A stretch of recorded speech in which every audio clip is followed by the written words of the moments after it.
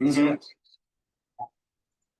Okay, welcome everyone. This is the City of Reading Plan Commission Workshop meeting for September 16th, 2025. And here in the room with me is Peter Rye. I am Wayne Beeler, the chairman of the Planning Commission, and online with us is Commissioner Nelson Leon. We also have City Council person from District 2, Jamie Baez, and it's here. And Mr. Fessler is here from our solicitors first. And Wilson Feasey has just joined us. Commissioner Wilson Feasey has just joined us. So with that, do I hear a motion to accept the Planning Commission agenda as distributed? My recollection is workshop meetings are not voting meetings. Yeah. So we will, as long as no one has any complaints. Make a recommendation for that. Make a motion for that. Right. So first up, we have the 3rd Street Shopping Center at 1853 North 3rd Street, which is sort of a strange address since most people think it's on Burn Street. So, so Jeremy Zaborowski from the Berks Industrial Development Authority. Authority. Berks County Industrial Development Authority rolls off the tongue. Yeah. That's why we shortened it to Berks IDA, but that has its own challenges too. Yeah. I have been called Berks IDA before. So I'll turn it over to Jeremy for his introduction to this pretty large plan. Okay, perfect. Thank you for having me. Appreciate the opportunity to talk through it. I gave you a 10,000-foot view at the last Planning Commission meeting, but I thought it would be good to go through what we're trying to achieve, the timeline, who the parties are that are involved, and then answer any clarification questions that you may have or any specific questions you may have in regards to the plan itself. So first off, let me give you a brief chronology.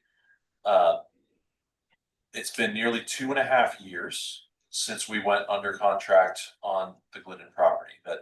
That's what we colloquially call the 1853 North 3rd Street, the 3rd Street development, and the residue parcel that is on the north side as well.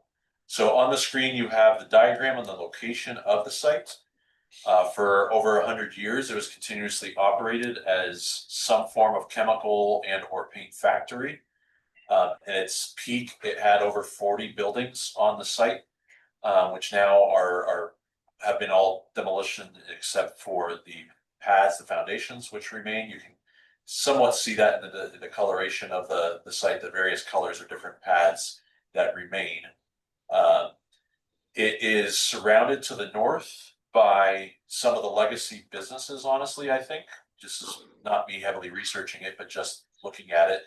You have PPG Paints on the northwest corner, across from Platinum and across from Cartech and First Energy Stadium. And then above that, you have I think it's 500,000 square foot warehouse, which is the PPG Paint warehouse. That was, in fact, part of this Glidden site when the site was initially decommissioned effectively by Glidden Paints. We call it Glidden because Glidden was the last manufacturer on the site. The legend is that's where latex paint was invented. So this is some of the history of what operated and where the site came from in terms of history. When Glidden shut down, it stopped operating the site. The northern portion there was remediated first. It was the easiest to clean up. It really didn't require much. And then that's where you have the warehouse now. It's remediated and cleaned up to commercial industrial standards. And then a operator was brought in to buy and develop the property. And that's when you see the remaining parcel. If you go back up to the first slide that had the demarcation, perfect.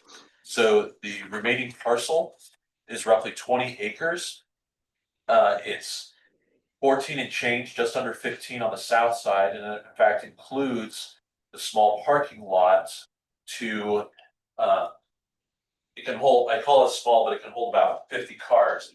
This parcel right here is actually also part of the whole property. And then on the north side, the reason we subdivide it into two pieces on the map right there, even though it's actually one piece, one parcel in the recorder of deeds, is because the railroad has an easement through that section right there. And that residue on the top is roughly 5.7, 5.8 acres. So for some time, the Berks IDA, as part of our strategic planning, has identified properties throughout Berks County that we saw as appropriate for our business pro forma. So what is Berks IDA's business pro forma? We see ourselves as the developer of last resort. That's pithy, it rolls off the tongue, but what does that mean? It means we have to break even on our projects so that we can sustain ourselves to keep moving forward. We don't have to make money, but we need to stay at our current financial levels with any project we undertake. So that means we're able to take on a higher level of risk than a for-profit entity would, because they need to get their rate of return calculated into their pro forma, whereas we don't. Our discount rate, if you want to go to that direction, is 0. And so that's how we come into sites. So as part of that planning initiative that we started 5 years ago, we created a rubric for identifying properties within Berks County. Glidden was one of those properties within it. And I guess I should have asked, how much time do I have? Because I don't want to. 1 hour. I don't want to kill you with details, but I want to be as transparent as I'm possible. curious how you came to own the property. Okay, so I'm giving this context for identifying why we came into the process. So it's always been on our radar. Glidden for the past 5 years has been one of our key sites that we've been interested in. 2.5 years ago, almost 3 years ago, Schumann Development Group came to us with a proposition for co-development of the site. It was always too big for us to take all the way to full land development and have buildings on it, because we're not capitalized sufficiently to do that. But by partnering with Schumann Development Group, we saw an opportunity to be able to make this site work. We also saw a design that would match into the community well, because that's another mission priority of Berks IDA. We're not just getting the site claimed, getting it back to operating use, regardless of the context of that site. We want to make sure that we're good neighbors. We've been here for 60 years. We're tied into Berks County. We're not going anywhere. It's important to us. So in talking with Schumann Development Group, we reviewed what the environmentals for the site said, which were being done by the owner at the time, which is Anno Reed. Anno Reed is a private equity company that is based out of St. Louis, Missouri. I always forget if it's Missouri or Kansas side. But they buy up troubled properties throughout the country and then work their list of the ones that they can most easily reclaim and get operational versus the ones that are lower on the list. Glidden was one that was lower on the list for them, but they were willing to entertain offers from local developers that they knew could get the job done. In order to buy a property like that, you have to clear the exposure risk for all the parties. The seller on a property like this still carries liability if there is something that is discovered after the fact. If in the process of remediation you find something, you can go after that previous seller. The buyer doesn't want to dig into a property and find a surprise. So there's risk for the seller, there's risk for the buyer. So we came in as an authority, which gives us certain liability protections. Not full liability protections, but some liability protections. And we also came in having done environmental remediation on our industrial park behind the airport, Berks Park 183. So we said, okay, we're willing to take assignment of the property, take over the project, and give Schuman Development Group the rights to develop the lower 15 acres. And then we would do the other 5.5. But it requires us to have effectively an indemnification agreement between all of the parties. And the way you do that is through the Department of Environmental Protection for Pennsylvania. DEP has what's called a buy-sell agreement. So this is an agreement where they say, okay, go through, do your phase 1, do your phase 2 environmental studies. With that information, develop a remedial investigation report and a cleanup plan for the site. You submit that cleanup plan to us, and as long as you follow that cleanup plan for the site, you will be indemnified, you, the seller, and you, the buyer, will also be indemnified. And any developers, as long as they follow the plan, will also be indemnified. So for the past 2 years, up until February, when we closed on the property, we've been working through with the seller's environmental engineer, our environmental engineer, and Schuman Development Group on a design. All of these things were necessary to be able to close on the property. Without a design from Schuman Development Group or any developer, without a design for the reuse of the site, the state would say, okay, just cap it. And if you want to do anything different, you got to reopen the investigation all over again. But we had to submit to them a generally complete design plan for the site. And that was part of the buy-sell. So we will provide you with you asked for that, Jerome, earlier. We'll provide you with all of the phase 1, phase 2 remediation plans that were provided. The vast majority of it, for all intents and purposes, for the planning commission. The thing that matters the most for you is they said we need to pay for the whole site, basically make the whole site impervious. You can't have stormwater going through the soils and leaching into the water table. And so that, I'm sure, I don't know if Alan has already come for any waivers, but that will obviously require a waiver on impervious surface. And you'll have to figure out the stormwater and everything else. Okay. And maybe you've already spoken to that. I don't just yet. And it's sketch plan phase. So the sketch plan phase did not get into that. Yeah, I wouldn't think so. But I'm trying to provide you all the information up front so that you're not surprised for any waiver requests that are made in regards to the site because of this. Okay. Yeah, they would typically, you would submit them with the preliminary plan application. Right. We would then, as part of our review, then reference those waiver requests. Planning commission will take separate action on it. And then that's where it would end. Okay. With the city of Reading, just so you know, the planning commission is the approval. Okay, you're not the advisory body, you're the approval body. They're the approval body. Okay, perfect. Yeah, so you won't have to approach city council. Okay. No, thank you. That's helpful to know too. The only reason you might have to approach city council is if you need what do you call it, privatizing a street, Oh, if there's a street or vacating a street? vacating. There, Yeah, there's so- the word. So if you're vacating a street, or if there's something that you're dealing with an existing, say Burn Street needs to be improved, we coordinate that with Public Works. If there's anything that we do differently with the road in terms of accessibility, parking, and that may have to go through council, but for the most part, everything stays here. Gotcha. Okay. That's good to know. What are the hazards that primarily? VOC, solvents, Almost exclusively VOC, volatile organic compounds. no lead from the lead-based paints, the gold, no. No, it's surprisingly clean. Yeah. It's not as bad as we were expecting going into it. So that you have there's all of those 80 gallon barrels there are test pits that are monitoring the soil and monitoring the water in the water table.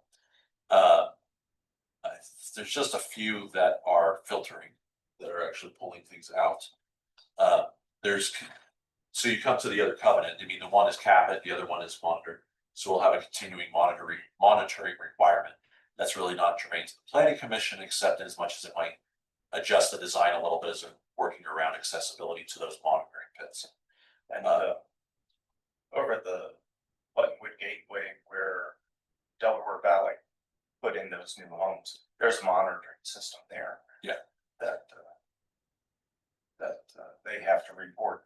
There's no scrubber or scrub or anything. No, not, I would have to double check to say that with certainty, but not that I recall. Yeah, so and you can see the various foundation heights there. And the grass looks better now than that picture does. We did trim that up in light of the, we 2 weeks after we bought it, we got our blighted review property letter. And I said, great, give me the list so I can clean it up. And they said, no, you gotta show up first. So I had to come to the meeting and then they gave me the list. They worked well with me and we're off the list now, but luckily I'd already done half the things they'd asked for without knowing what they were. So yeah, if you wanna hop back to the design that Schuman presented. This is focusing in on his design. Yeah, that works. We are actively working with another build-to-suit operator for the northern side of the tracks. And that would be a 40 to 50,000 square foot potential manufacturer. I should know. We're working that out right now, we're negotiating on that. If they don't, then we would probably build out a spec 40 to 50,000 square foot light industrial user space on that north side. That's independent from what's being presented to you today. So Alan is presenting his design for the lower 15 acres. So this gets back to kind of the second point of our mission, that we want to try to get something that blends into the community. So that's the north sides of the tracks. Right, the north side of the tracks would be our side, that would remain under the name of the IDA. And in fact, there's no areas, just as an aside, there's no areas of concern, there's no environmental issues on the north side of the tracks. We talked last meeting that the area on the north side of the tracks roughly 3 to 4 acres. It's like 5 and change, I think. 5 and change. I think it's between 5.3 and 5.8. And then the south side of the tracks is 14 and change. I don't know if in their calculations they were way. if they're including the 50 parking spot space below it. But no, it's On the sketch plan, it's showing 17.6 acres on the south side and roughly 1.75 on the north side. I knew that was wrong. yeah, that's not what the recorded deed states. Yeah, I believe. What's the parking lot being used for today? Well, right now, illegal parking and some basketball. I've been trying to talk to the parking authority about leasing it to them while we're in this phase, like $1 a year, but I want the liability off our lap of somebody slipping and falling or anything else. I don't know, they haven't talked to me, they keep brushing me off, so I'm likely gonna put up chains and block it off before winter, so it will just be no use. No one can access it. That being said, like, I don't want cars and stuff, I don't want the liability, but if a kid is trespassing a bike ride or skateboard, I'm not gonna complain about it if the neighbors don't care. I'd rather see it be used for the neighborhood than be something else chained off, but I can't carry the liability of it. For parking authority, if you have a particular question that you feel that not responding, shoot us an email and we can do it. Between us, it'd be a little embarrassing at this point because I've brought it up several times. So I think they're not interested, but they're not. Simon Saying- has a good contact with I talked to the RPA. the executive director. Squashed it. So Okay. I don't want to raise any hassle. We're looking to be a partner. We're not looking to cause anything. It could also be that they have too many projects going on. Yeah. Right. Yeah, there's the Ninth Street project is pretty big for them. Yeah. And Green Street or something like that. So they got 2 major projects going on right now. Yeah. No, Really, I think, sorry, No. I think what is happening with them is that just like the city, they are kind of strained with the number of staff versus the projects they yeah, I have. can see that. So you find that you can genuinely reach out to them, but they don't get back simply because they're handling too many things at the same time. Yeah. We have found an operator this morning in Vic. We have found it much easier to either work with him or call him for a meeting or focus his attention. Then he responds to that. Okay. So we wouldn't mind doing that, I mean, because this is development for the city. And we'd like to expand the distance. I mean, if you see this as valuable in that form, you could suggest that would be valuable in your term, because it would only be, we expect to try to break ground in the next 18 months to 2 years, so it'd just be a 1 year, 2 year lease for them to manage it, but yeah. Only if their time and their efforts allow that. So that brings us to, I think, the design in front of you, unless there's questions on the history, the needs of the site, what we're contemplating for the site. So the design that we have is the northern 5 acres as industrial, which to us makes sense because majority of the border is PPG paints. You have a small retailer, you have the PPG paint store on the corner, you have Platinum, but otherwise in the back there, it's the cabinet maker, it's U-Haul, it's PPG. So we saw that as a complementary use to those as neighbors. Yeah. If you put housing in, they'd be complaining about the noise, the tracks, and everything else. Likewise, on the south side, you have George Field, you have that entire medium density neighborhood that's sandwiched between Glidden and the cemetery, and Cartech to the west.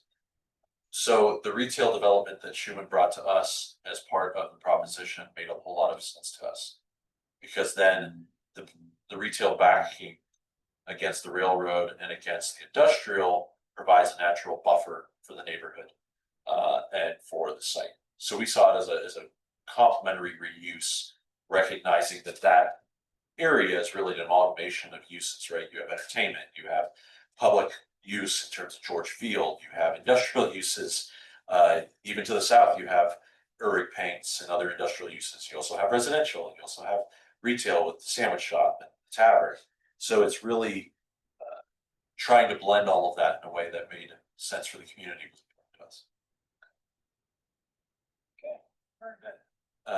And then the retail is your typical retail strip, center, which we've seen Schumann Development Group have success with. We partnered with them in the early days acquiring the A.W. Golden property on Lancaster.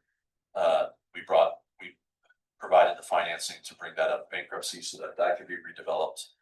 We've seen the success of these other strip centers that really meet that just-in-time type of retail shopping that still is growing and in demand versus the kind of large department stores, which is a different business model.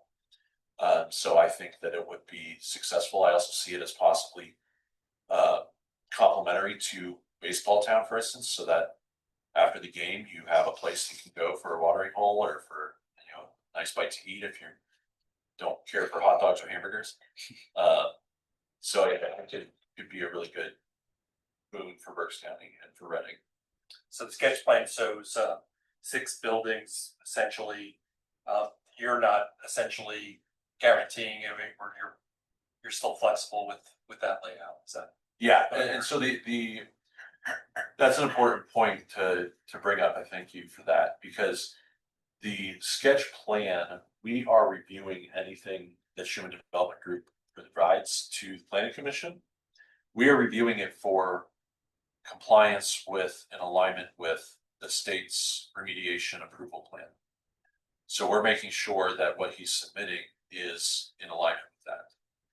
We're not weighing in necessarily on market feasibility, on specific Reading codes or zoning or anything of that nature. So whether the footprint of each retail pad is appropriate or not, that's not for us to decide. That's for you and for Schumann Development Group to decide. We're only weighing in terms of, is this compliant with what's necessary? So this needs to be 100% Catholic, so green space, landscaping. So we can do a little bit of greenscaping as long as we're putting a barrier in that keeps anything from going anywhere. So kind of like what Albright's new dorm, that you could do some stormwater controls underground, I believe, and then have a lined pond if you wanted, that could be a green space, but you'd have to line it, demonstrate that you're monitoring it. You could put in some trees that you, or I would say trees is probably not appropriate, but you could put in some shrubs that you know aren't gonna break that barrier. But in general, they want very little green space. They really want you to be capturing the stormwater and managing it at the surface and not penetrating anything. There's gonna be a lot of impervious coverage on this site. It's pretty much maxed out to accommodate parking pretty much. They got relief for parking to go to 50% reduction. Through the zoning area. Yes. So it's been through zoning. Yeah, that went through prior to us closing in, I think, January, February, so, right?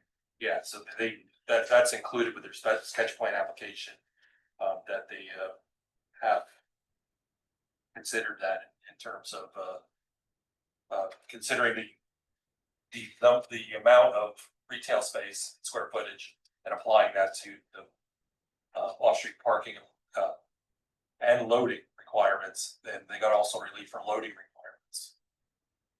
So that's one thing I have in here, that, they're gonna have to demonstrate how the buildings will be orientated in a manner where they would have access for loading and unloading of equipment. Should I get into the review?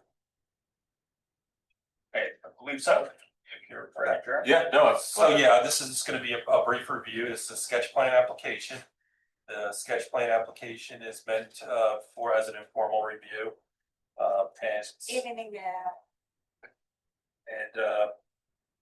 So we've already addressed a few of these things. As mentioned, there are 6 buildings and there's variation to the square footages ranging anywhere between 15,000 square feet to 96,000 square feet. Again, all these things may be changed or subject to change. It appears that they were meant for some areas being 2 floors and some areas being 1 floor. So we'll have to consider that once the IDA has more opportunity. They're involved with this project. So plan to lease the land, is that to, or is sell to? sell it to. Go the overall investment for the project. Development. I don't know.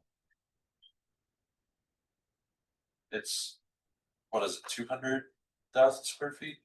Total, let's see, 82,170, about 200,000. That's buildings, the building space. Yes, there's one building that's 82,000 square feet, one building I 96,000. expect a ballpark. Probably 200 square foot, 300 square Then foot. we're at 30, so yeah, a little bit more than 200,000. With fit outs, probably 300 square foot, so you can ballpark it. As mentioned, the project did go through the zoning hearing board. Emily's here now, that could probably provide a summary of what the zoning hearing board decided in terms of parking and also the use being a shopping center. I think that was my special exception. Yeah, so they did receive their relief requested, with parking, the designation of it being a shopping center. Let me double check, I think they were leaving the required, or at least it was discussed that like the voting areas would be sussed out during the land development process. And we were assuming that they were probably gonna have them in the rear of the buildings. There is opportunity for loading space locations, and I think when you weigh in, and look at that, I think you can accommodate loading areas. Yeah, I think so, that's been the intent. You're gonna need them. Yeah, they, all of the relief that was requested was approved, so that includes the parking, the special exception for the shopping center, voting requirements, all of that. But I do remember that during the hearing, we said that during the land development process, loading and docking is all that, that's all reviewed as well, so it would be then under the code of commission. And I noticed that with numbers I've seen that there's like 80 extra spaces here, so we should be able to put some loading areas. There should be, like I said, at the rear of the buildings, there's some parking areas. They could also serve a dual role, in terms of having them as off-street loading areas as well. But we can work with you in that capacity. One thing that we would like to see as part of the preliminary plan application are architectural renderings, elevations, and some floor plans. And tentative, that way we can get an appreciation of what we're looking at. Moving forward to site accessibility for the site, there's going to be four, or appears that there are going to be four locations for ingress and egress, which is more than likely going to be needed for this area. Two of those points of ingress and egress may be somewhat questionable. They're right along the property lines, along the eastern and western property lines. You probably should take a closer look at that. If encroachments are necessary, we can help you or work with you with the adjacent property owners.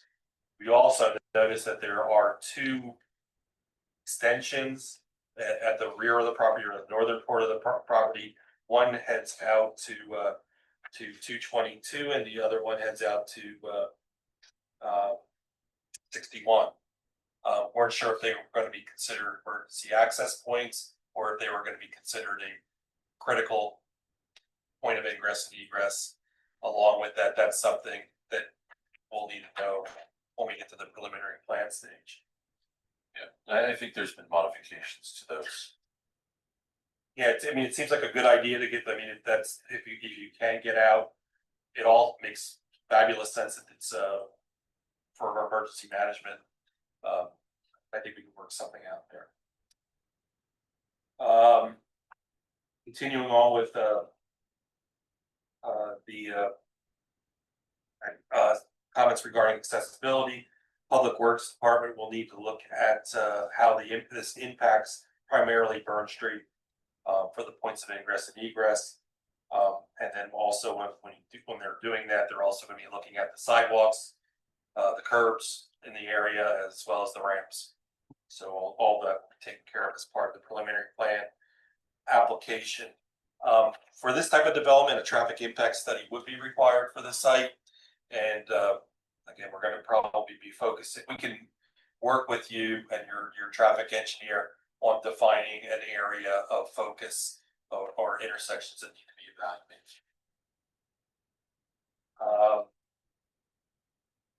Moving forward to the off-street parking and loading, as mentioned, you got a variance in order to reduce the parking to 50 by 50%.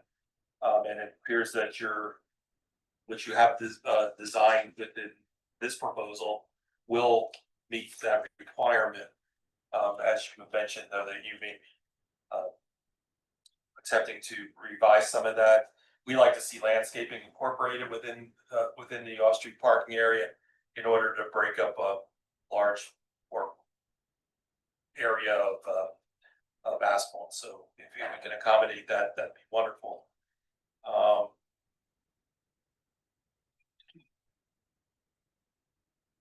And then just as a note, if there are any kind of like tweaks and stuff, as long as the amount of parking reduction doesn't exceed that 50%, if the numbers kind of fluctuate, it's okay.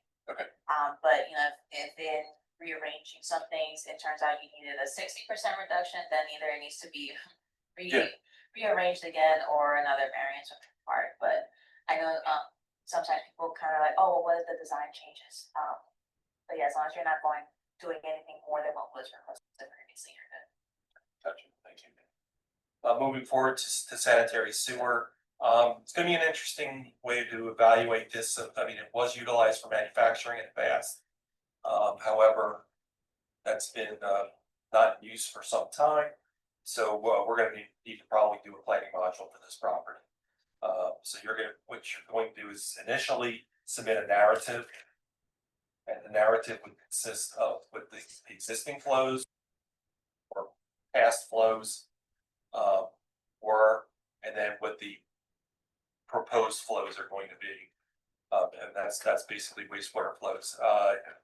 And I believe you talked about that with Tom last week, or whenever we met last. Okay, yeah, and Rawa would typically be your best data for historic values. But I don't think that that's gonna help you. But moving forward with this is gonna be one of the things that will take time. For this project, so, we like to get the narrative in now, we can work with Public Works and then determine what's necessary on that application. I don't think it's a problem in this area in terms of collection, conveyance. And then treatment, I don't think we're gonna have a problem with this problem. Yeah, I think the capacity, we reviewed the capacity prior to purchase, it appeared far more than sufficient. Likewise with water, we recommend that you initially meet with Rawa, and you probably did that already. Yeah, and we're already having discussions on the number 5.5 acres too, so I assume Alan and Tom are doing the same thing. I think once you have the design, pretty much the way you would like it, I would strongly suggest you meet with the fire and rescue department. Make sure that that they know that their fire trucks can get in and out of the site in a convenient manner. They'll probably, like mentioned, where they want no parking zones or fire lanes, things like that. So that which are unique to shopping centers. The site is not located within the 100-year floodplain, but it is located within the 500-year flood. It is an area of poor drainage, and we provided you with the current FEMA map, the firm map that we have on file, and just so you're aware that the use is permissible within that zone. It's just a matter of that you're probably, if you're looking for infiltration, it's going to probably be difficult. So if you go that route and you're looking to do infiltration, we're going to be doing testing on the site, make sure that will work. The erosion sedimentation control plan. This will be an NPDES permit required. That's going to be your longest item to work through. We did discuss the environmental impact assessment report. That's typically required for a project of this magnitude. So that's good that you have that in place. We recommend that you meet with the utility companies providing service. A lighting plan will be required for the property, keeping in mind that the city of Reading is a night-friendly community, which means we're looking to dim the lights between, I believe it's 10 p.m. and 6 a.m. Yeah, correct it down. Yeah, it's 50% reduction. A landscaping plan. We do have the city of Reading does have a certified arborist on board. So whatever street trees you select and internal trees, they will review it and approve that. A municipal improvements agreement and a stormwater management maintenance agreement will be required eventually. That'll be part of the final plan. And as you just explained, we were a little bit confused on who the owners are and who the applicants are. When you're submitting a preliminary plan application, the requirement for the owner authorization. Yeah, and I sent that over today. Apparently it got stuck in my outbox, so I provided the other authorization today. Perfect. Sure. Yeah, I sent it to Michelle too. Okay, so that's our sketch plan assessment. This is my first one in the city. For the MIA, how do you calculate that? Is it just the public improvements and the improvements that might potentially impact the public? Is it the whole project? Like, what do you typically require? For this type of project, we would do curbs, sidewalks, anything within the street right of ways, all the landscaping, stormwater management facilities, the erosion sedimentation control facilities. But no, not the buildings, not the off-street parking area. Only if it is going to be necessary for a public thoroughfare or way in and way out. Do you guys accept bond, or I mean, it's just for the next project, I don't have to worry about it for this project, just that's had- balance problem, but So your options as per the NPC are you can do the improvements up front, and we have people that do that. You can do a bond, or you can do a posting cap. post a letter of credit. For those- the, Those three are your options. We have, ironically, we have all three in play this year. Huh. With other projects. for the IDA as a public, quasi-public entity, are you familiar, I guess, sure, we're an authority, so we're created by the county. We're independent from the county, we have to raise our funds through our operations, we don't get tax dollars. So we have in the past at different locations gotten waivers on posting for the municipal improvements agreement. In light of the fact that we're tied to Berks County, we're not going anywhere, we're an entity that's staying here. But it allows us to not encumber our capital so that we can get the projects done in a more. Yeah, I don't think we will treat you any differently than the Reading Parking Authority with their applications that they've had. Okay, They've had municipal improvements agreements. City of Reading, or I'm sorry, the Reading School District has had several projects. So we'll treat you, they all were treated the same. so we've entered into MIAs, but they also posted a bond or they put a cap, but Reading that, School District, we posted the bonds. Parking Authority, I'm not sure, and also the Reading Housing Authority. because we would probably do it last because we put on damage. Any kind of curbs Oh, or yeah. anything else, so, RPA, I believe for the Dombrowski lot, that one, they did the improvements. I think that was like more of a timing thing and catching them type of thing. Smaller projects, we see a lot of developers do the improvements up front and then bring their plan back for final approval. it makes sense, but. Did you know, that for Supernatural and for, private parking at Six and Spring. Gotcha. Surprising with Supernatural. That makes sense. They don't have the heavy equipment after that point, then. Yeah, so it's. Ours would still have heavy equipment driving over it, so we would save it to the end. So that's useful to know. So we have all three options in play and But we're, waivers. not we're, numbers. I mean, we'll work with you. Yeah. One way or another. The Reading Housing Authority I mentioned also Yeah. was also involved. Yeah, we're glad to do it. I wanted to make sure I understood. For the airport, we put in 9 million in infrastructure and almost all of it was considered public good. So we would have had to put up 18 million, 9 million for the project and 9 million for, in case we messed it up. So, made it a challenging project if we were having to do that. Okay, All right. good enough. So, yeah, we're had a good time on this. For larger projects, we have a 2-hour window Oh, for okay. our workshop sessions, but we hit the marks. All of this reasonable, I've seen it, I mean, this is standard. Nothing surprising here in this. I appreciate the heads up on the architectural renderings, elevations, floor plans, to the extent that we can provide them in the prelim. I think that always helps give context and give perspective, so it's a good piece of information. Their architecturals or renderings. There's renderings, I wouldn't say that, well, the renderings don't match the current sketch plan already. Schuman did some architecturals with their sketch plan that they submitted about a year and a half ago. Yeah, and they even had something that was tying into the tracks that had the rendering had them having a nice little trolley or something that was used in the tracks. And Yeah. everything else. The newest sketch plan doesn't reflect that, obviously. So, those will need to be updated prior. This track, has it ever been used in recent years? Well, it's funny, the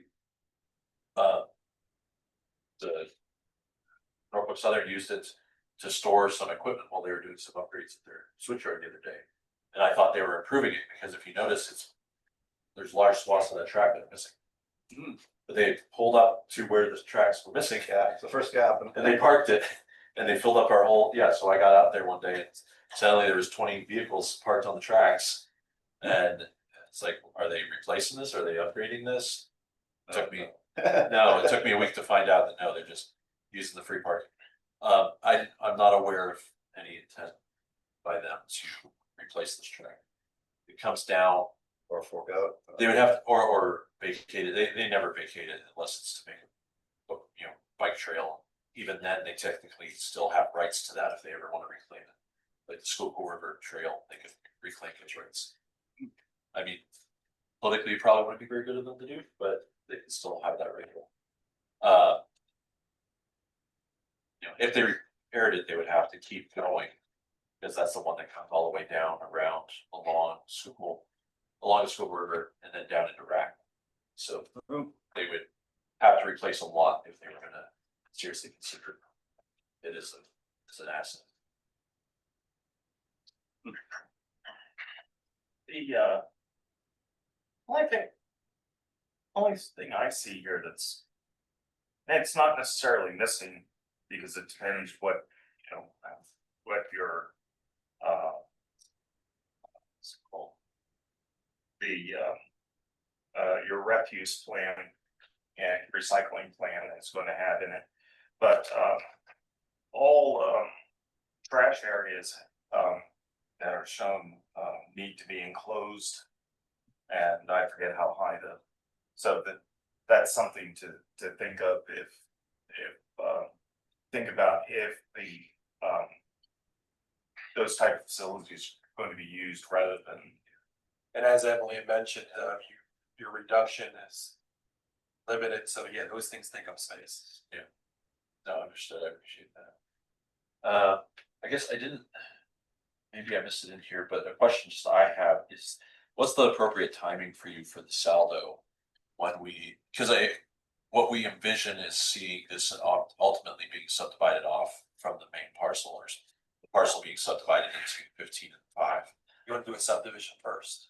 So you would want to do the subdivision before the preliminary? You can do both together. Okay. I think we would prefer to do both together, just. We want to see this happen with the saldo, and if this doesn't happen, then the saldo doesn't happen, and vice versa.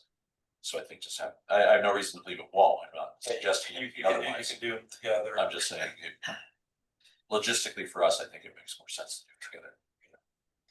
Your submissions will be coordinated with Simon and Emily. Yep.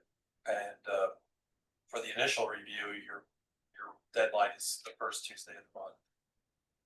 But then if we have subsequent reviews where it's not going to take as much time, then we can push the deadline further.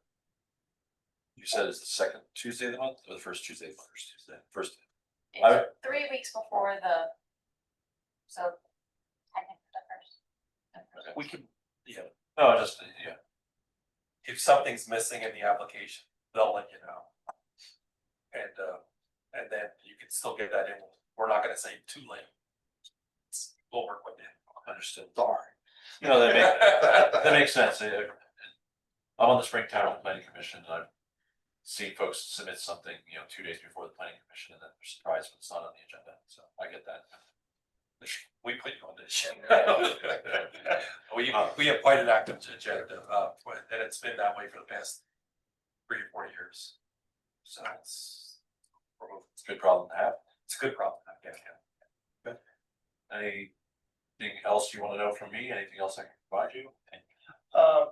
Will or Nelson, do you have any questions? Yes, thank you, Mr. Chairman. First of all, we always appreciate a sketch plan. It's mutually beneficial, and thank you. And I think this is a great project. I want to compliment the applicant. The grass does look better. Thank you. It's been a depressing scene. It had been a fact. My father used to work there until he was laid off from the Arab oil embargo because the paints were mostly oil based.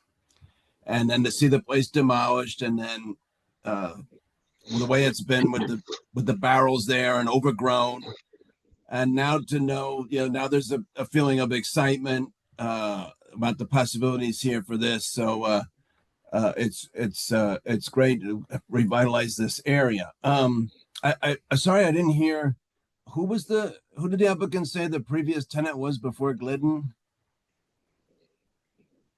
So after Glidden, the site was bought from Glidden by a company called Anoreed, Anoread. Anoread is a subsidiary. They're a subsidiary of a private equity holding company that buys up properties like Glidden, like this site, and then holds them for redevelopment.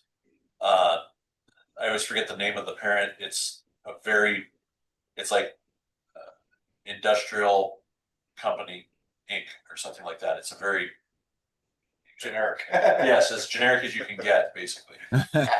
Yes, Okay. yes, even more so. Not even on Looney Tunes, but they were the holding company for it since the early 2000s, what 2002 or I see. 2006. Okay. Okay. Because that was interesting what I heard you say about the legend about latex, because I thought latex was Sherwin-Williams invention, and Sherwin-Williams has a facility about a block or so away, around Third and Exeter.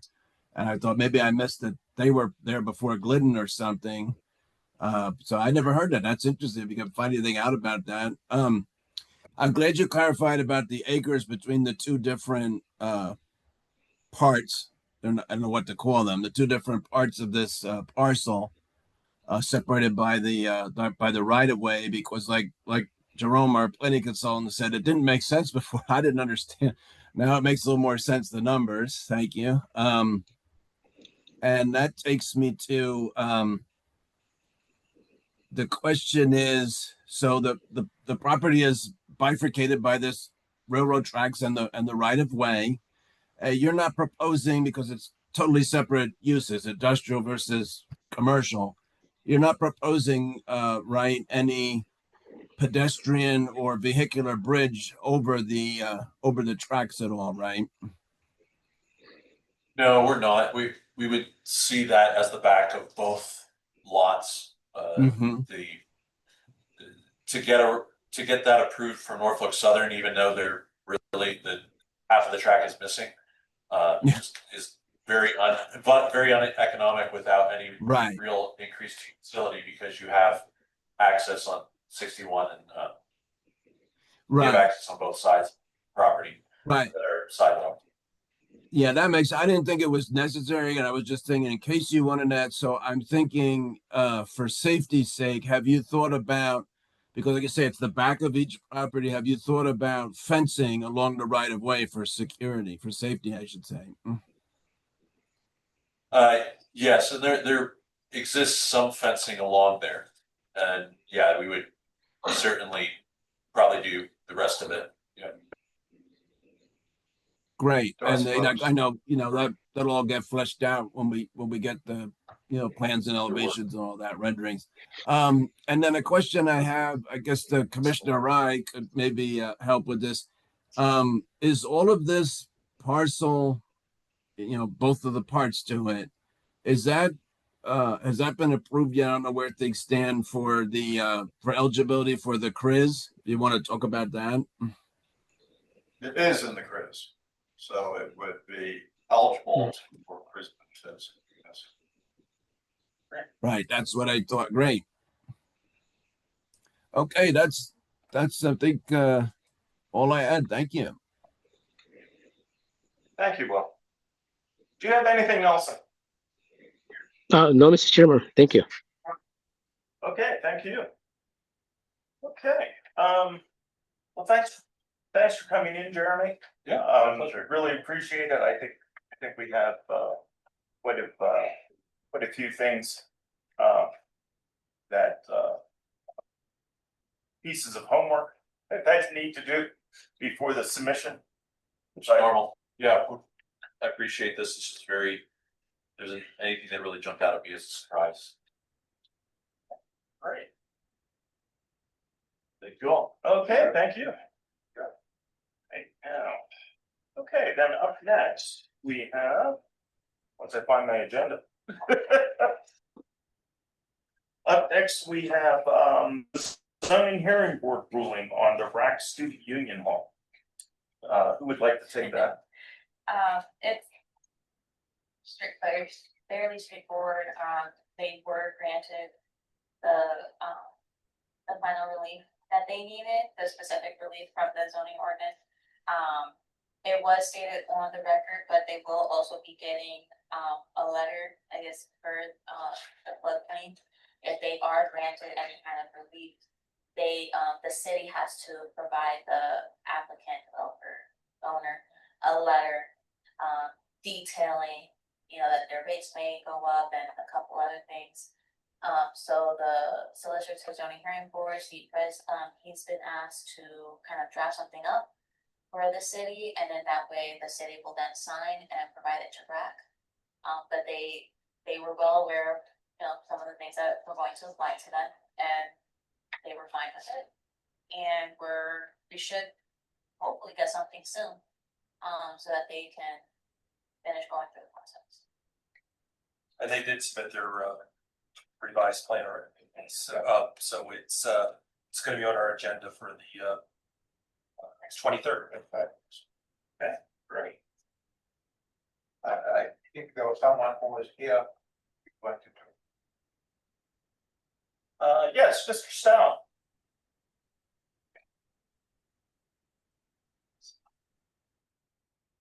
Hello, sorry, messing with audio. How can I help you? Just wondering if you have any questions, or are you here for a specific thing on the agenda? Nope, just got the Simon's invite the other day, just listening in to see if there's any questions we needed to answer for the RAC Student Union project. But I don't think we have anything on our end. At least nothing that we won't bring up at the next planning commission meeting. So if you don't have anything that you need me to answer, I think I'm good on my end. Okay, very good. Yeah, I don't think we have any questions about this at the moment. Well, thank you for joining us today. And we shall see you when the plan comes up on on Tuesday. Awesome. All right, thank you very much. Okay, thank you.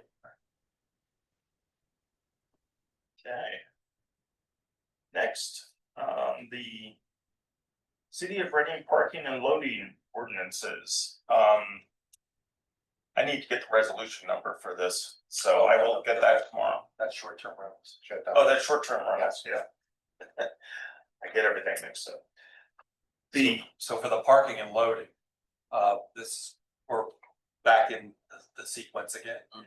Our planning commission members all have copies of the current draft that was previously submitted. I think it was May 24th, 2024. And there's also a saldo amendment with that. We've had the opportunity to meet with the Reading Parking Authority. We are going to be meeting with city council members, get everyone back up to speed on what the contents are. We met with the Reading Parking Authority actually this morning. So we just want to make sure that we're still all aware of what was in it. Fortunately, the planning commission members have all reviewed this in the past and are aware of it. Everyone else is now in catch-up mode. We have, of course, new city council members that have been brought on board since the last we saw this, and the Reading Parking Authority has changed hands significantly. So hopefully we get everyone back up to speed, and we'll resubmit it to the Berks County Planning Commission, make sure that they're still good with it, and then we'll see if there's anything else that we need to change. But I think we're in good shape. It's just now a matter of getting everyone back up to speed. I have a question. Could we on the FTP site put whatever the latest iteration of these drafts in one place so that otherwise I go searching my old emails for this time. Yeah. Have it placed on there.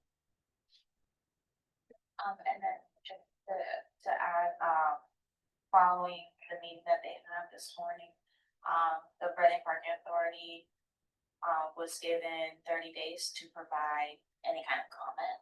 So, if they have any comments regarding the draft that we gave them, since there is now a new executive director, and I'm assuming there's been some changes on the board too. So they have 30 days to kind of review it, provide us any kind of comments that they would want to give. But after that 30 days, hopefully sooner than that, but by that 30 days, then it should then go here to then send it to the Berks County Planning Commission.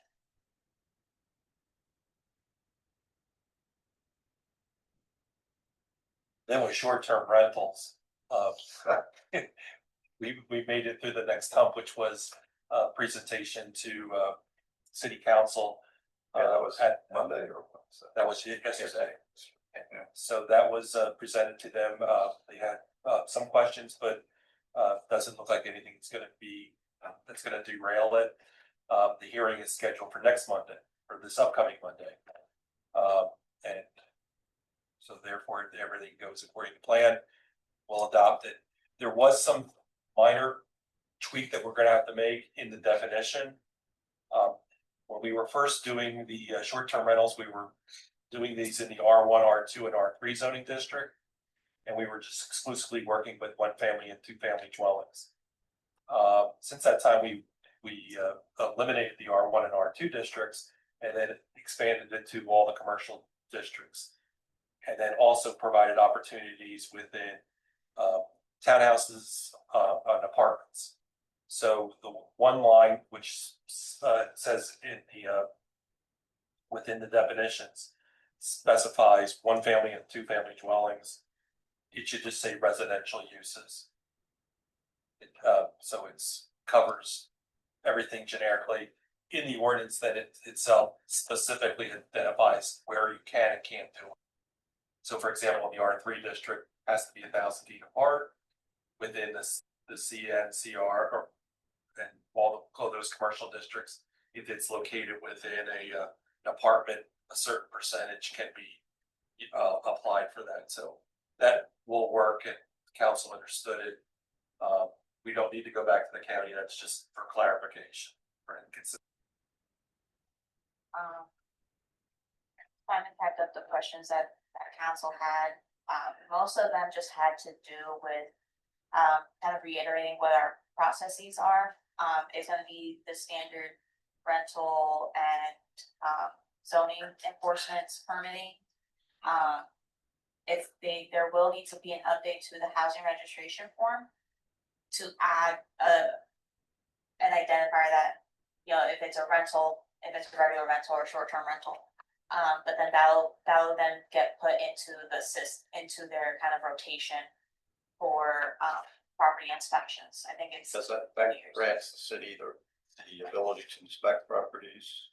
Yeah, so if a property is registered as a rental property. Yeah. They're put into a schedule of having a property maintenance inspector come in and inspect the property. I think that's every 2 years. For our presentation yesterday, all of the council members were receptive. Presentation, why encouraged. In fact, one of the question was, why did you must do this sooner? So we had to explain why we hadn't brought this ordinance much sooner.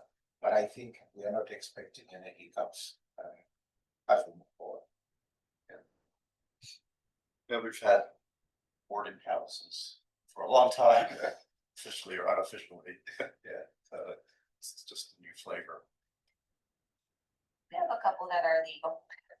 Yeah, they asked that was a question that was brought up was how they are become legalized and well, that would be through the permit process. But the ones that still would then say, oh, I was pre-existing, that doesn't really qualify as pre-existing non-conforming. Yeah, non-conforming rights only apply if it was legally established. Yeah. At a time where, you know, maybe the regulations were a little looser and now we've restricted them more, they would still have whatever rights were afforded to them Grandfathering, yeah. when they were legally established. Yeah. They were always illegal. But Yes, they- and there have been a few that, you know, when we were made aware of a specific address, enforcement or warning notices were sent out. We are trying to figure out the best way for us to kind of see where these exist. The issue kind of comes up like Airbnb hides the address until you kind of like book it or something like that. And so we're finding a way to what's gonna work the best for us to. Well, you can try and book one, just to see what happens. And there's back ways of finding out where the address are. Well, we're gonna figure out a way, kind of just to suss out what is existing. Cause any that are existing within the zones that we've designated. Yeah. You know, now they have an avenue to become legal. Those that aren't, they're gonna be, if they don't already know, they're gonna be told explicitly what the process would be for you to maintain your short-term rental. In some instances, there'll be variances. Yeah, right. Still requested. Special exception, right? They, you know, it would go through, so. And it would also still go through the variance, like, let's say if there's a, you know, one right next to another in one of the commercial districts. Whoever's unfortunately, it's kind of one of those first come, first serve. So the first permit that comes in, that's approved. Then whoever comes in subsequent to that will have to then abide by that buffer that we've provided. And if they want to be within that, they would have to, that goes on a hearing board. So there's still a process that they could do it, even if they don't fully comply, but at least the regulations are now there that we can enforce. Yeah, so. Good stuff. Okay, any other questions on the ordinances? Yeah, I just wanted to say, I mean, that clarity was appreciated because I was confused because our ordinance does not allow the boarding houses. But I know it was brought up recently that they are operating, and well, you can see it. There's a big one on South 4th Street. It advertises as the largest one in town, and now it makes more sense if it's sort of a non-conforming use, and if this ordinance will help regulate that to some degree, that really I think is helpful. So I appreciate you explaining that because I was wondering about that. My only concern from an enforcement standpoint, it's not anything about changing the proposal, is what happens is people will say, oh, these guests, they're just staying here temporarily, just people visiting, so I think it's going to be a challenge. Is that I know codes runs into this currently, because we have rules about so many people can't be unrelated and this sort of thing, and there's a certain capacity how many people can fit in a be accommodated in a building, and people will say things like this, and so that'll be a challenge for the city to be able to enforce, I think. So I hope you have I hope you have ideas, or we look to other municipalities how they'd be able to handle things like that and what to do, because this does come up, and we had the experience before when we had the college students in the neighborhood, more so than we do, and it could be a tough thing. So I hope you'll be able to figure all that out. Well, part of it too with this ordinance is that they at the end of it, they're going to need a business license. And so that's adding another layer of enforcement because they do have their own enforcement if you are operating a business without a business license. So and once something kind of gets on our radar with zoning, with property maintenance, building and trades, and they can rescind occupancy permits, provided certain things are checked off the list. And then now with the business privilege license, it adds an extra layer of scrutiny on it. Right. And people get away with things every day. Yeah. But hopefully this will at least mitigate some of that. Yeah, and then also the police can be involved with this as well. They can provide a report to the zoning office, and at that time, the zoning office could visit the site, and then the permit could be revoked. Yeah, at that, we've actually had a very good working relationship with the Reading Police Department.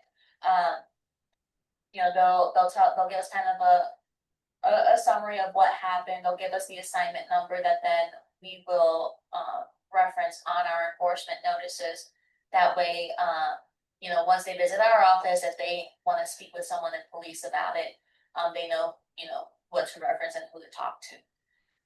So yeah, anything with like nuisance, we've had a lot of cooperation with them, especially when they hit these kind of like after hours places. So, you know, if any nuisances come about with these short-term rentals, I know that they're willing to work with us. And for those who may not be willing to perform, perhaps we may use the approach of trying to find them out and maybe register and see what is happening. Somehow we shall find a way of identifying those that are not able to conform to the process. But I think with the existing system now, between zoning and permitting and building and trade, I think we are pretty good at the positive side in terms of tracking them and really ensuring the conformity is at the end. Thank you. Very good. We will move on. Do we I just any have update? one thing to add. Yeah, about go that. ahead, Matt. Yeah, sorry about that. Michelle had sent out a resolution for the planning commission recommending, just stating that it's going to recommend to the city to approve this short-term rental ordinance. She mentioned that this resolution she left some blanks in because it's information she doesn't know, was requesting that someone email her back with the information she needs to fill in those blanks. Provided her that information, I responded to her email. giving her Did you? this Okay, information. she did not inform me about that when I spoke to her about it, so maybe it happened later or she hadn't got the chance to see it. So thank you for providing that. Sure. Yeah, but that was done on August 26th. So that was done this morning. No. The resolution, when the date. Yeah, that's yeah. Yes. August 26th? Yeah. That's it, yeah. Not today. I believe there was another one she may have created today No. in preparation for the board Well, she meeting. sent around 2 p.m. She sent out an email with the draft of the ordinance that will be. I think she was asking for the last draft of the ordinance when it was given. When Jerome shared that, I gave her that information. I see Also- what you're saying. She also asked when it was approved by the commission. That was in August. And she asked when, what was the other one? I think the other one she was asking about when we first presented it to the planning commission, and that was in May. Okay, Yeah, thank it you. was- So, yeah. Yeah, the dates was the last draft, when the First County Planning Commission issued their review. Yeah. And like Okay. different meetings. Yes, Yeah. okay. Thank you for your assistance with that. Yeah. And then, just so you know, Matt, Yes. Linda Kelleher in the city clerk's office asked for a resolution number, and I'm gonna get that to her tomorrow. So Okay, great. I'll include Michelle on that email also. Fantastic. I'll follow up with her with that information. So thank you again for your assistance with this. Oh, yeah, no problem at all. Okay, well, is there any update on the comprehensive plan? On 8th of this month, we did have a meeting with BCED. They were talking about working with the city in regards to planning. But one of the questions that we had was about the comprehensive plan. And what I got was that the BCED is working on their budgets probably for the coming year. So as it is right now, they have not responded to our proposal yet. But we are positive that as they finalize their budgets, they should be able to respond to us in a positive way. We're looking for funding from the state Yes. to make the comprehensive. Yeah. To do the comprehensive plan. The meeting was a week ago, so was this the planning assisted communities Yes. initiative that's unrelated, right? Yeah. Do you want to comment on that? That's interesting to me. Yeah. Go ahead. I think one of the things that they were also talking about was the city of Reading has been identified as one of the 5 cities where the DCD is sending out support of planners, basically work with the cities and identify some of the key projects where they can work with the city and support to ensure that they see the change that will happen following that implementation. We have, they recommended for us seven planners, six planners. We have 6 planners who are going to work with us for a period of 1 year. So supporting the planning department. So at this point, they asked us to give them priorities, which we did, at least 3 priorities, and we are now waiting on them to agree on how we are going to start that process of working together with the DEC in terms of planning. 6 planners, never had 6 planners. Back in the 70s, There's like 12, I heard. there were 14 in 1974. When in 1974, there was a proposal to build a new bridge south of the Bingaman Street Bridge. And at that time, you can see the list of the 14 planners on that plan. That's a very interesting plan. Mayor McMahon gave it to me. And it's a very, very interesting plan. Okay, next up, the TOD ordinance. We did hear back from one colleagues, and they're promising to send back the ordinance on 19th by 19th of this month. Okay. So probably after that, we're going to see that floating back around, and it will be shared with commissioners for their. We already did the short-term rental ordinance. Yes. Before I turn it over to Peter for anything about the CRIZ, I did want to point out, I don't know if I sent this to you, Peter, I think I put you on the list. Yeah, the article that was. Yeah. Spotlight, yeah, I was interviewed for that. Yeah, so I sent it to Simon and a few other people. I thought it was well done. Yeah. So, and this, I get these Good Day Berks emails every morning. So, these, They're doing good reporting. yeah. Well, Lisa Scheid and I used to work together at the Eagles 20 years ago together. So, I was very glad to see that.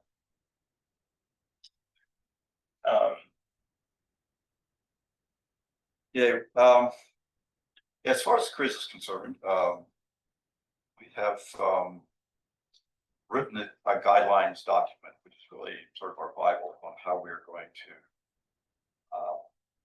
have applications submitted and how we will review them. And that's now with the state for their input. It's not a necessary approval, but we thought it was a good idea that the architects of the program could give us some feedback, since there's a lot of sort of missing pieces to this program. But anyway, so once we have that approved by the authority board, we're basically open to business. Start to be in a position to start to receive applications from businesses, landowners, and so 130 acres. So that's really significant. We're sort of finally at this stage where we're ready to go. The city is organizing an event. I think the date is November 12th, where they will conduct an information seminar. I understand they're planning to have some breakout sessions where you can get educated on specific aspects of CRIZ. But this is a big step in trying to roll this out to community, to developers, try to get developers to attend both within and outside the area, and property owners, everybody that has an interest, so we can try to communicate out about this pretty complicated program. and generate, applications, really. If we, I'm told that if we approve a project in year one, which we're likely to do, we will be the first Korea city to have done so. They all take quite a bit of time to get their foundation built. So anyway, that's sort of where that's at. Blighted Property Review Committee continues to do its thing.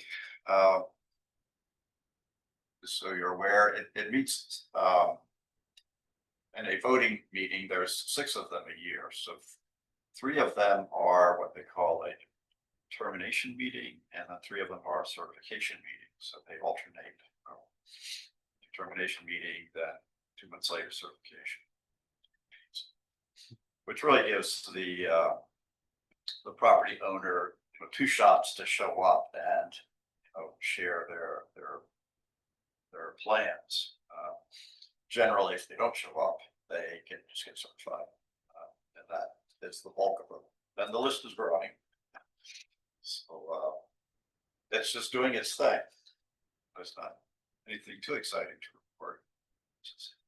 Well, I was glad to see at least the redevelopment authority come forward and get 3 recommendations from us. So, Yeah. It's a lengthy process though still, but they need to start.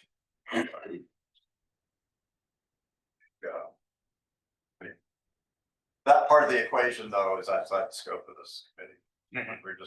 We just ask, we don't remove, we'll remove it if somebody remedies, their property, they can request to be removed. That's entirely possible. and it does, I have seen it happen over the years. Oh, sure. Where properties do get removed, so.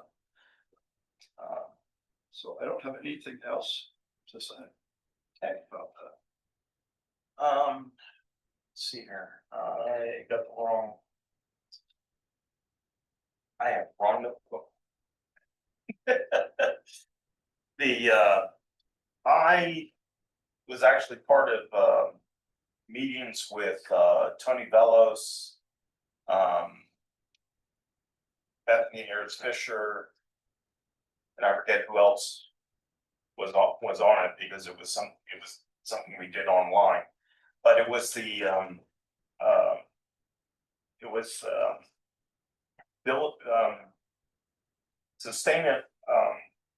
using sustainability to foster new development. And there's a very interesting resource from the group that did the webinar that has laws from around the country for zoning and things to try to make sustainable, like LEED certified housing and commercial buildings, and try to make those more popular and not as many hurdles, because in some places there's a ton of hurdles to doing that kind of stuff. So I'm going to look a little bit more into that, and then we might be able to do something in the future about zoning or saldo amendments related to the sustainability work that the city is doing. And this afternoon, Noel's last name, Augusta, sent out a media advisory that the city of Reading is the only Pennsylvania applicant to receive funding from Municipal Investment Fund, enabling city to advance clean energy building renovation and accelerate revitalization projects. It's a $250,000 grant. Let's see there. I forgot to highlight this. Oh, here it is. Reading is proud to be the only Pennsylvania partnership selected for this year's market building funding and technical support grant, adds David Barr, Community Development Director. This support will play a key role as we launch our CRIZ program by developing user-friendly guides for land development, historic preservation, permitting, financing, and other project phases in a sustainable way, helping create a more resilient community. So, another mention of the CRIZ. So, this is a $250,000 grant to get things together. So I was, so it's kind of all coming together because we just had this sustainability webinar. Now we have this grant from a different source, but nonetheless. Okay, so here back to the. Does anyone else have anything concerning meetings or anything? Okay, move on. I'll turn it over to Jerome to talk a little bit about our plans for the meeting on Tuesday. Yes, we have several plans to consider. RAC Student Union will be the final land development plan. We should anticipate the approval of that plan, subject to any remaining conditions. Goggle Works 2, phases 3, 4, and 5. That's also been a final plan, which I believe that was the only thing that they were waiting for was their planning module. No, they went to zoning hearing board for the adaptive reuse of the upper floors. Okay. It was found that, in their last project, when they did like the street vacation and all of that, there were parcels that were consolidated that were a different zoning district. And a zoning amendment wasn't completed. Oh. And so, I've already spoken with Scott Miller. Yeah. And, so I've spoken with him, he's aware of the need for it. So, at some point, a zoning map amendment will be coming forward. And it'll catch the parcels previously annexed that were zoned R3. And I think there's a couple now that were going to be annexed for this phase of the project, so it'll just be one zoning map amendment to encompass all of those. Just only because even though they were annexed and parcel lines were changed, the zoning district lines were not. So it's just an amendment, so they're aware they're gonna capture all of those from before and now. The other items are the Reading School District has submitted their land development plan for 12 at Marion Elementary School. We are going to see the 601 South 9th Street land development plan as phase 2. Phase 1 was approved, subject to conditions. Phase 2 is the rear of the site. I have not received that application for that. They submitted an application. Copy. We need new fees, Okay. and technically they, without that, it can't be processed. It's basically processing, even though the plans are a continuation of something that's come. Someone needs to get a hold of Dan tomorrow, then make sure he gets it. It's a brand new, if we're splitting up the plans, it's a brand new, basically. It's a brand new final plan application. Yeah. And then also Albright Court Apartments land development plan. That's a new application that we have not seen. But it's been the works. But I did receive a waiver request from our price for its property here. We did talk to them, but so far they have not submitted the application yet.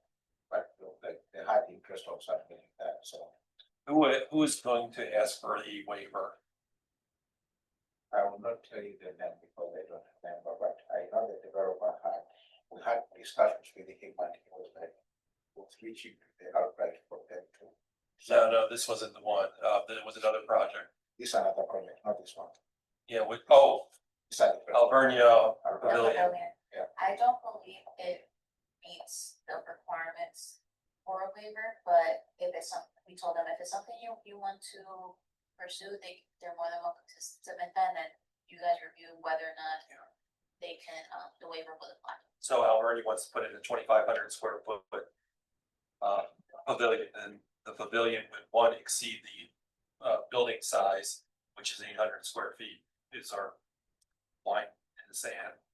It also exceeds the 1,000 square foot of impervious surface, so that exceeds that line in the sand. And then it also exceeds 2,000 square feet of disturbed area, which is the third line in the sand. So all three of them, it's those criteria are what we use to establish on when a land development plan is required or not. And although the impacts are going to be low, it's still going to be exceeding. We do have a project that was exactly like it, and that was Perks Catholic. I was just thinking that.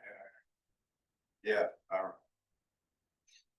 What are they making at the film? Pavilion. Where? I forget which bill, it's, Bernadine Hall. In the front there. On main campus. Yeah. Okay. So, yeah, that's, they can submit that application, it's up to you. That's what we. That's all I have to say. Okay. Well, I have a conflict of interest on that. I will not vote on. I think they have most of the work done for it too. And they're not gonna be able to get away without doing the erosion sedimentation control plan, that's gonna be a requirement. I don't think Public Works is gonna be too thrilled about the stormwater management plan not being required. Yeah. Exactly, jeez. Well, okay, does anyone have anything for the good of the order? That's permission. We received we received a plan one for recorded today. It's called Destroyer. We are going to, I propose to, I'll be introducing him, the planning commission meeting next week. But I think the planning work is highly expanded by one person, who that is going to support. And we are looking forward to Emily joining us also towards the end of the year. So in a span of less than 2 months, we are going to have 3 planners to support planning office. Hey, you're in. Congratulations. There's some zoning work that still needs to be completed from the time when, one of the officers was on medical leave.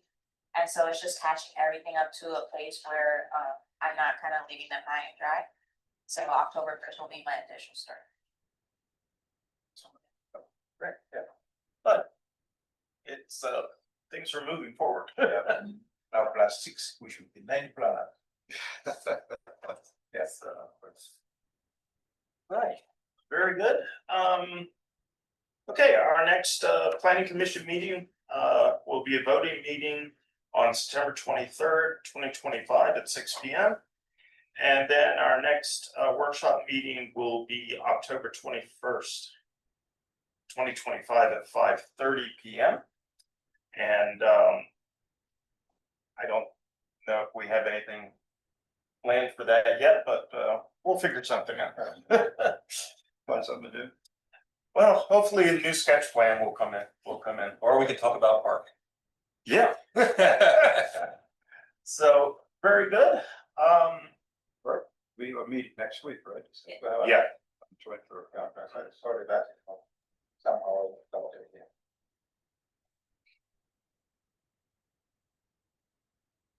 So, okay, very good. Well, thank you, everyone. And we will see everyone next week. All right. Good night. Good night. Good night.